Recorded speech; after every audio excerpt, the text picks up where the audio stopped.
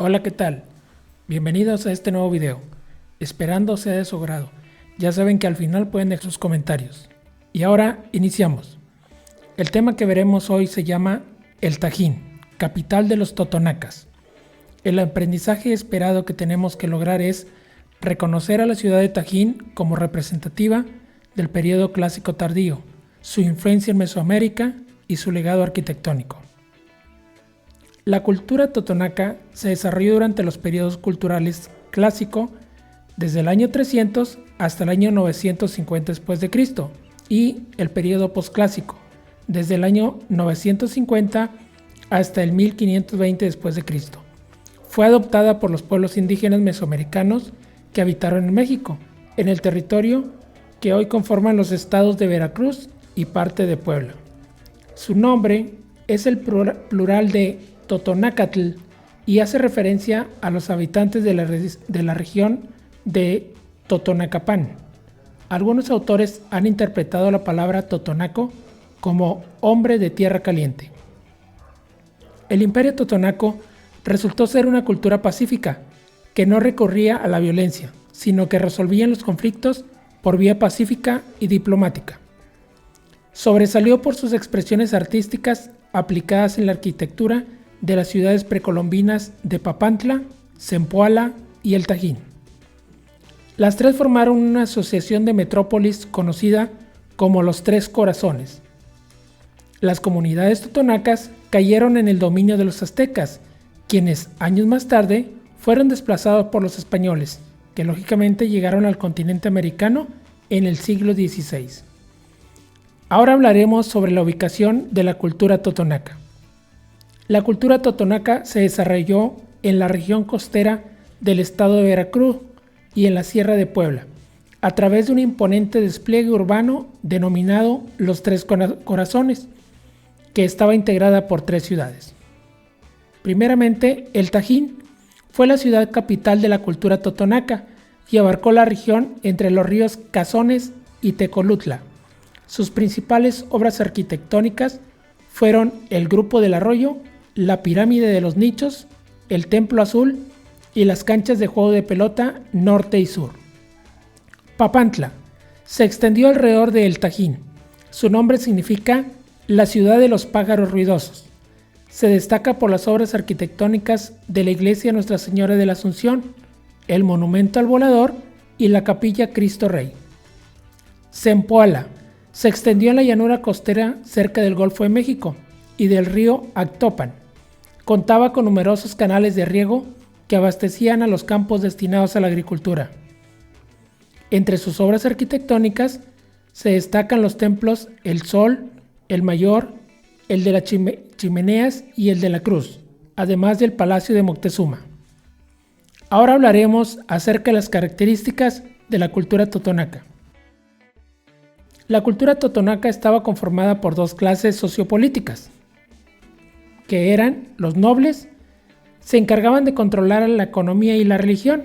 Este grupo estaba integrado por el cacique, quien gobernaba lógicamente, los sacerdotes, que eran quienes dirigían el culto ceremonial a los dioses, tenían conocimientos astronómicos y dirigían los sacrificios humanos, y los más acaudalados, poseedores de tierras.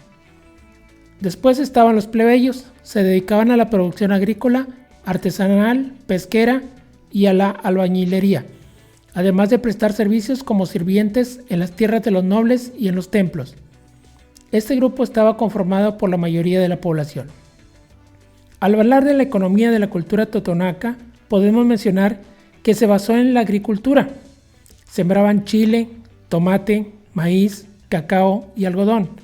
En el comercio también permitió el desarrollo de las ciudades para poder vender los productos y en el trueque de productos y servicios. La religión de la cultura totonaca tenía algunos aspectos contrapuestos en comparación al resto de las civilizaciones mesoamericanas, como el sentido matriarcal, es decir, que la mujer era quien transmitía los derechos de la herencia. Tenían la convicción de que las diosas eran quienes creaban el alma de las personas y consideraban a Centeotl como la diosa del maíz, mientras que para otras civilizaciones era el dios del maíz. También eran politeístas y adoraban a sus dioses del mismo modo que que lo hacían las otras culturas, como al dios Tlaloc, Quetzalcóatl, Zipotótex y Xochipilli.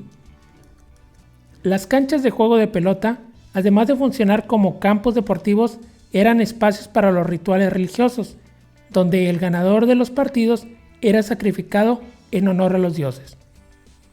Ahora hablaremos acerca de los aportes de la cultura totonaca. El principal aporte de la cultura totonaca tiene que ver con la planta de vainilla. A pesar de que algunos investigadores dudan de su origen real, fue muy utilizada en la región de Totonacapán para diversos usos, siendo el medicinal uno de los más importantes porque actuaba como antiséptico o desinfectante. En la actualidad resulta una especie indispensable para dar sabor y aroma a los postres y platos dulces. El lenguaje, el purépecha y el totonaca son las dos únicas lenguas que México considera como originarias de su tierra. Tenían 25 maneras para enumerar las cosas, dado que para su denominación empleaban un prefijo que estaba condicionado por el tipo de cosa a enumerar, un objeto de forma alargada, un animal, una persona, etc. En el siglo XXI, el lenguaje totonaco ha sido utilizado por Estados Unidos con fines militares, debido a su complejidad y difícil traducción.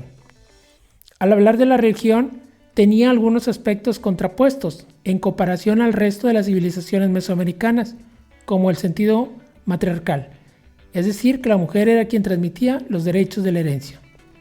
La magnitud del poder económico alcanzado por la cultura totonaca quedó evidenciada a través de las edificaciones de pirámides, monumentos, casas y palacios cuidadosamente decorados. Al hablar del arte, se manifestó en la cerámica, la artesanía y la escultura, que se caracterizó por empleo de caras sonrientes. También desarrollaron una arquitectura sobresaliente por sus fachadas con relieves tallados. La astronomía tuvo influencia en la edificación de monumentos, como en el caso de la orientación de la pirámide de los nichos, que funciona como un calendario astronómico.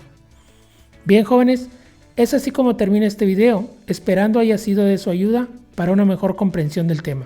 Deseándoles continúen trabajando con sus actividades en tiempo y forma. No se les olvide dejar sus comentarios o dudas abajo del video.